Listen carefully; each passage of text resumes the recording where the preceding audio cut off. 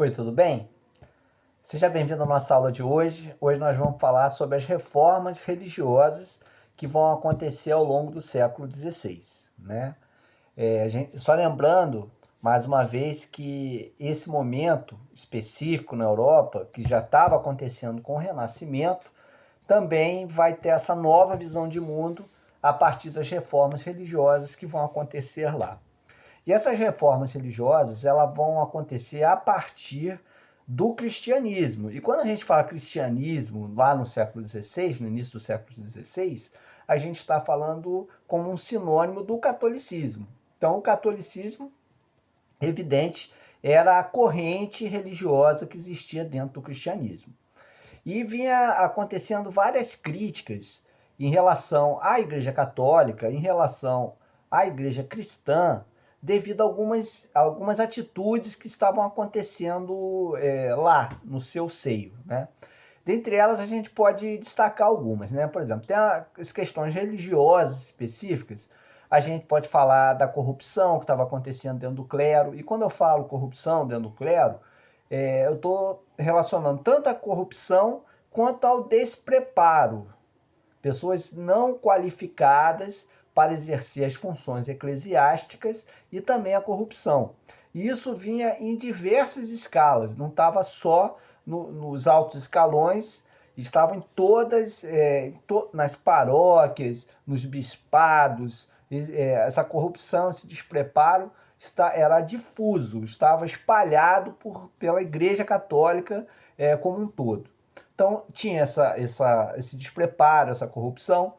Existia também a prática da venda de indulgências, ou seja, a troca de vaga no céu, de repente uma contribuição financeira, uma contribuição econômica que alguém desse, ou seja, comprava literalmente, né, com dinheiro sua vaga no céu. Além disso, também tinha a questão da simonia, que era a venda de relíquias, falsas relíquias, objetos religiosos que teriam algum aspecto sagrado. Isso também também estava presente. Além disso, também tinha a venda dos cargos eclesiásticos, principalmente os cargos mais elevados, muitas vezes eram concedidos através de trocas pecuniárias. Tinha também tinha umas questões políticas também, dentre elas a gente pode destacar a oposição que os reis faziam à igreja, porque eles sentiam o seu poder diminuído. Então, muitas vezes, os reis eram críticos da própria igreja por sentir impossibilitados de governar, e além até mesmo a gente pode chamar de um certo nacionalismo monárquico. Ou seja, as monarquias no século XVI, vamos lembrar, está acontecendo também a formação do Estado moderno nesse mesmo período, e que será tema de uma aula posterior. E devido a isso, as monarquias começam a se sentir diminuídas pelo valor, pela importância da igreja, e começa a ter essa crítica. Também tem questões econômicas, que seriam o interesse, muitas vezes, que os reinos ou estados teriam nas terras da igreja, e também interesse da burguesia, né? A burguesia que se sentia, de uma certa forma, limitada pelas orientações da igreja, que impedia, dentre outros fatos, a questão da prática da usura, a prática do lucro. Tudo isso era criticado pela igreja. Então, a burguesia também tem um interesse em fazer modificações. Os principais movimentos reformistas, a gente vai falar aqui de forma sintética, depois na aula a gente vai falar melhor, na aula online a gente vai falar melhor, mas a gente pode falar da reforma luterana, que é a primeira, vai ser estabelecida a partir de Martim Lutero, vai ter o apoio dos príncipes germânicos, vai ter a ideia de que só a fé salva, vai negar os dogmas católicos, né, o culto aos santos, a infabilidade papal, o celibato, e vai permanecer só com dois sacramentos, que é o batismo e a Eucaristia, e vai ter uma livre interpretação da Bíblia. Também vai acontecer a reforma anabatista, que é contemporânea à reforma luterana, a partir de Thomas Müntzer.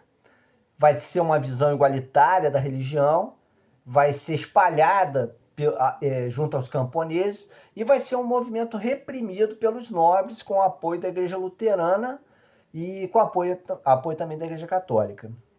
Vai existir também a Reforma Calvinista, que a partir de Jean Calvino vai defender práticas econômicas e burguesas. Vai ser, né, o calvinismo, a gente tem sempre que lembrar que está bastante associado a essa questão do enriquecimento, da valorização da riqueza como uma resposta de Deus, né? De repente, essa percepção de que a prosperidade era legítima e deveria ser procurada. Deveria ser procurada. Então, a teoria da predestinação é justamente isso, que a riqueza material seria o sinal da presença divina e o estímulo ao trabalho e ao enriquecimento. Também a gente pode citar a reforma anglicana, que vai ocorrer na Inglaterra a partir de Henrique VIII, que o argumento inicial dele vai ser a negação de um pedido de divórcio que ele tinha feito ao Papa. Então, com isso, ele vai romper. E a igreja anglicana, embora sendo protestante, é uma igreja muito próxima, muito parecida com a igreja católica em sua estrutura. Até mesmo se a gente olhar um sacerdote da igreja anglicana, depois vocês dão uma pesquisada aí, uma olhada no sacerdote da igreja anglicana, parece muito com o sacerdote da igreja católica. E, por fim, a gente fala também da reforma católica, que muitas vezes a gente vai ver nos livros também usar como contra-reforma. Eu prefiro utilizar o termo reforma católica, embora contra-reforma também seja largamente usado, não é errado usar. Muitas vezes até em livros didáticos a gente vê até mais contra-reforma do que reforma católica, mas eu prefiro utilizar o termo reforma católica porque, na verdade, essa crítica que estava havendo à Igreja Católica, ela começa onde? No seio da própria Igreja Católica. Então, esses reformadores lá, o Calvino, o Lutero, o Müntzer e o Henrique VIII, esses quatro que eu citei como reformadores, eles são egressos da Igreja Católica. Então, a crítica já vinha acontecendo dentro da Igreja Católica. E essa reação que vai acontecer, né, além de ser uma reação às reformas protestantes, mas também uma reação de perceber dentro da própria Igreja Católica algumas coisas que não estavam legais, que não se concordavam, tá legal? Então, no Concílio de Trento, que vai ser de meados do século XVI, de 1545 até 1563, mais ou menos, é um congresso que demora cerca de 20 anos, vão se ter algumas decisões ali, né? Vai se reafirmar os dogmas católicos, vai se proibir a venda de indulgências, vão se criar seminários para preparar melhor os sacerdotes e vai se reativar, né, a Inquisição, o Tribunal do Santo Ofício, que na verdade é uma instituição que vem lá desde o século XIII. Contudo, ela vai ser reativada buscando procurar aqueles que eram da Igreja Católica e que de alguma forma não estavam praticando o credo como deveriam ser. Um dos grandes perseguidos do Tribunal da Inquisição vão ser justamente os cristãos novos, que são aqueles judeus que vão ser convencidos à força, né, praticamente, a se converter ao cristianismo e vão ser extremamente perseguidos, tá ok? Além disso, também vai se publicar o Index, que é uma relação de livros proibidos aos católicos, e também a criação da Companhia de Jesus, pelo Inácio de Loyola, que era um militar, era da Igreja Católica, mas era um militar. Então ele vai criar essa ordem, a Ordem dos Jesuítas, onde que tem um rigor praticamente militar, no sentido de seriedade, de levar a sério a fé católica, né? E os jesuítas são sempre lembrados aqui,